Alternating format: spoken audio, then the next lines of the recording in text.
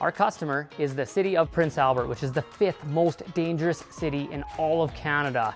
This thing is going to be a public washroom at the Little Red River Park, right where it connects to the North Saskatchewan River. This is a flood zone that floods about every 3 years, and there cannot be septic tanks where this shipping container is going.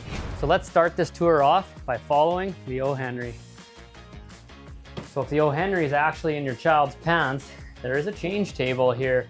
So the customer actually wanted a stainless steel change table, and that's what we got, but still plastic on the inside, so it's not freezing cold to lay a baby on there.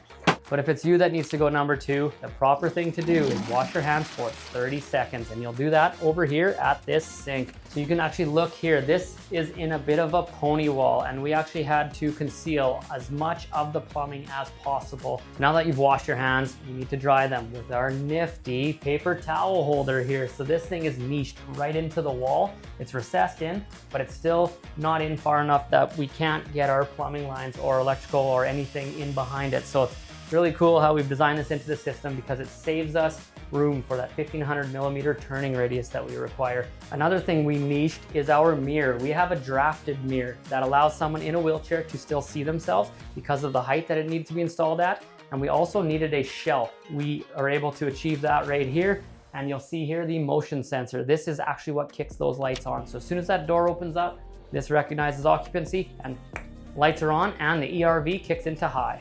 Here in the corner, there's actually an electric heater. This is a backup heater for those days beyond minus 28 degrees Celsius if our heat pump isn't able to keep up. But for most days of the year, these things chug. And so our heat pump condenser has 3 different heads, 1 per bathroom and 1 in the storage area of this unit. Up here in the ducting, there's a bulkhead through either the pony wall that we built, or we have a galvanized bulkhead here. And so there's a supply and a return, and we're able to circulate and constantly give fresh air and draw the stinky air out of these bathrooms.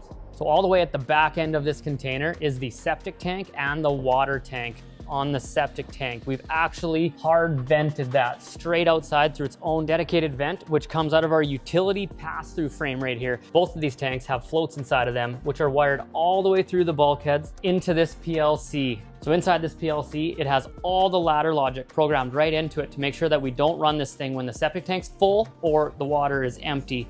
The other things that we require, soap dispenser, the sink had to be at the proper height for clearance for wheelchairs, and then grab bars. With all of this installed here, we finally have a National Building Code compliant municipal washroom.